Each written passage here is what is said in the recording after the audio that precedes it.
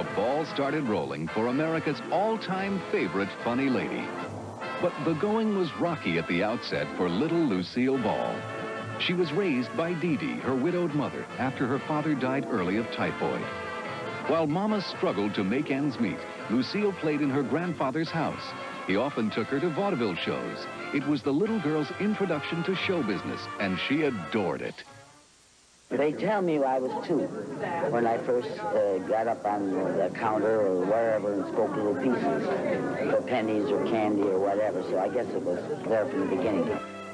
It wasn't just a stage she was going through.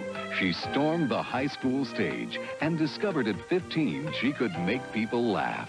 I know that I always got into everything there was to get into in school, in church, in Sunday school, any activities where there was, I was a cheerleader and I was this, anything that was active and in front of people. There was a stock company in Jamestown that was very good. And I got a good part, and I got good reviews. And I thought, well, I never thought of being a stage actress. All I knew was vaudeville. I'd like to get into vaudeville. And I went to New York, and I found out vaudeville was dead. Almost starved to death. Lucille decided to have a fling with serious acting. She and this 18-year-old newcomer took classes together at a drama school. When the newcomer outshone her, that was the last straw. Lucy left to find an acting job, and she did. But after 5 weeks of rehearsal, she was fired for being too low-keyed. She survived through odd jobs and modeling stints. Then an agent told her, go west, young woman, to Hollywood. I came out here for 6 weeks where I was just a model in New York, and someone dropped out, and I got a chance to replace this lady, and her mother wouldn't let her come out, so I came out for 6 weeks, and instead of coming up the hard way, I've had a very well-paid apprenticeship. The apprenticeship was as a glamorous Goldwyn girl, working in studios then owned by movie mogul Sam Goldwyn. In the late 1930s, Lucy moved into her first Hollywood home. Slowly at first, then faster, minor roles in minor pictures came her way. The gorgeous redhead was starting to get under people's skin. What are you studying at college? Piglet. Atway aye uye uinde unaite.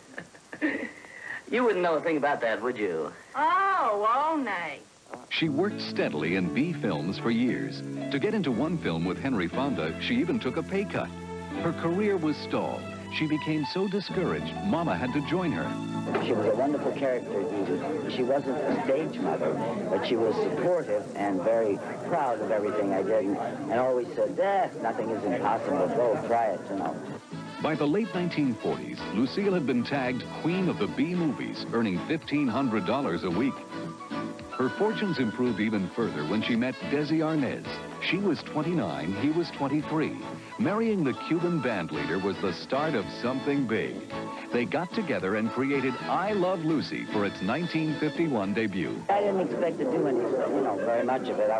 Television was new, and I thought, well, it'll run for a year and a half, maybe, or maybe just a few weeks. And I was pregnant at the time with Lucy, and I hadn't even made the pilot. So I said, well, of course I want to make it on film. And they said, what? Film? We don't make television on film. We make it on kinescope in New York. I said, I have no intention of going to New York. I didn't know you wanted me to go to New York. No way. We want to stay home. We want to stay home. We're having a baby and the whole thing. And I said, I want it on film because I want it like home movies.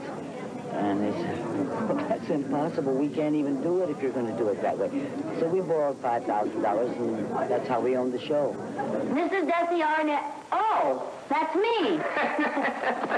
Hey, honey, we got quite a loot, huh? Yes. Wait till you see what I got for the children. What? Guess. A wagon? No. A tricycle? No. An electric train? No. These are really presents for the future. United States saving bonds. Right. Besides United States savings bonds, Lucille and Desi worked for the Heart Fund.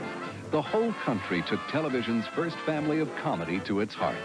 But in the end, playing husband and wife on screen while being husband and wife off screen took its sad toll. During the good years, though, they lived in this amply comfortable home as Hollywood's merriest couple and raised a son and a daughter. Today, Lucille and her second husband, former comedian Gary Morton, form a producing team. And her heart still belongs to television, the vehicle that made her possibly the most recognized woman on earth. Her 4 shows, I Love Lucy, The Lucy Desi Comedy Hour, The Lucy Show, and Here's Lucy, are still being shown in rerun around the clock, around the world. On her road to success, what did Lucille Ball always look for? Well, I call it a chance to do something new, an opportunity that is interesting,